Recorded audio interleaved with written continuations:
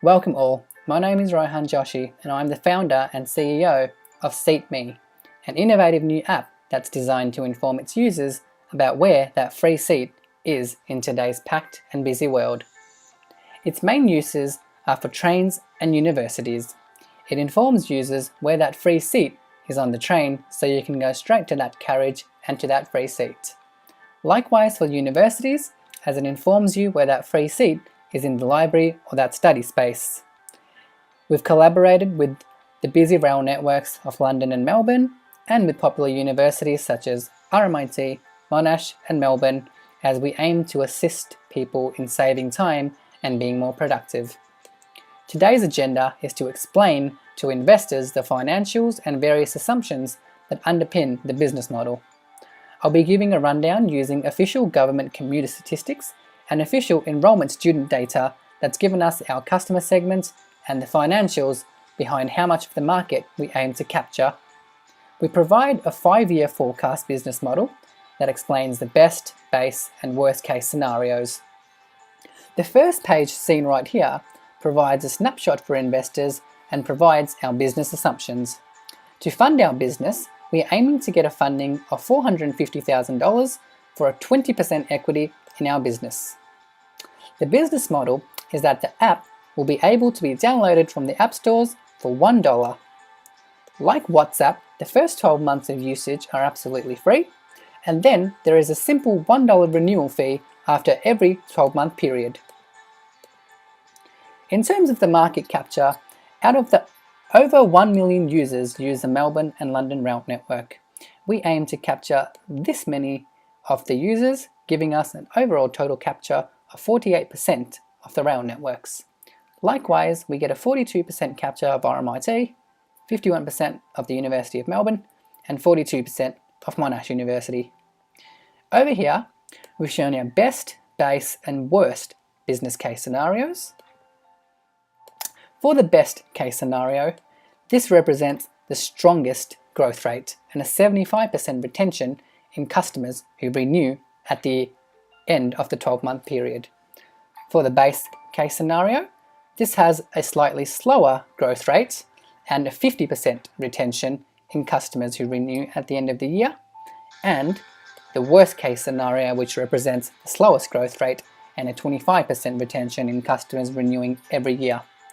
The growth rate is cyclical to take into fact that we expect the number of downloads to decrease during university holiday periods and during the Christmas and New Year periods where demand for our products can be low due to universities being closed and offices being closed, so low commuters. As we can see here, the cash balance for the first 2 years is expected to be negative. The initial $450,000 funding will alleviate this problem. We can see here that the first year costs will be $418,000 and $651. We aim to be making strong profits from year 2 onwards. Year 5 we aim to be making profits of $330,000 in our best case, $290,000 for the base case, and $232,000 for the worst case. We can see here, from our cash at bank, we'll be able to pay back our initial investor funding of $450,000 at year 3 in this case. In terms of the attractive proposition for our investors, we believe this business presents an attractive proposition for investors. The initial $450,000 funding has the potential to return a growth of 14.7% for the best case scenario, 12.9% for the base case scenario, and 10.3% for the worst case scenario, giving you the opportunity to turn your $450,000 into something over $500,000. The next tab will show some charts regarding our financials. From here, the first one, we can see that the cash balance without funding will be negative. With the funding, we'll ensure that our cash balance is positive, and the graph on the bottom shows our profit and loss statements for the best, base and worst case scenario, showing the business to be a profitable business from year 2 and being self-sustainable and a self-profit making business from there on in. Moving on, we can show our income statements that underpin our business assumptions and financial assumptions shown at the start. Profit and loss statements are shown for the 5 years, with the first year including your initial startup costs for things such as legal costs, your data and app development costs, and your data management systems. Within our partnerships, RMIT, Melbourne Uni, Monash University, and the Melbourne and London Rail networks get a 20% stake in downloads from their specific users. So for RMIT's users, they get 20% off the download cost of $1 per download, likewise for all of them.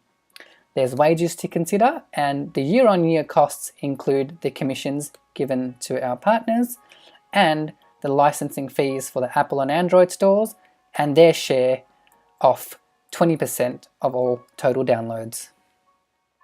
The best case scenario shown here assumes a 75% retention in customers who renew every year, and these financials are over here. Likewise, for the base case, we see a 50% retention, and the worst case, we see a 25% retention. Moving on, we can show our users and the growth in users as the months go on. Initially, we have aimed to get a 15% capture of the total market of the rail systems. This growth rate slows down from 15 to 14 to 12 to 10 to 7 as the months go along, and 3% for the last 15 months. There's slow periods of low growth during the off period where commuter traffic is low, and similarly for the universities, where we gather an initial 10% of the universities market, with the cyclical growth rate considering the fact that during university holiday period, the app growth in users will be slow. We've shown the capture of RMIT, University of Melbourne, Monash, and our total capture here. Moving on, we can also show our financials and money assumptions. From here, we can see that $1 download, $1 per download income is shown here, which gives us a $521,000 income for the 5 years. Over here, we see how many new users we get across every year. As we can see here, the first 12 months of usage are absolutely free, like the WhatsApp business model, and after that, there is a $1 renewal fee. The Excel spreadsheet is modeled in a way that it considers the new users who will then pay their 12-month fee after the 12-month period. That is all calculated over here, and these figures are factored in and accumulated for our total retention numbers. 75% for our best case, 50% for our base, and 25% for our worst case scenarios.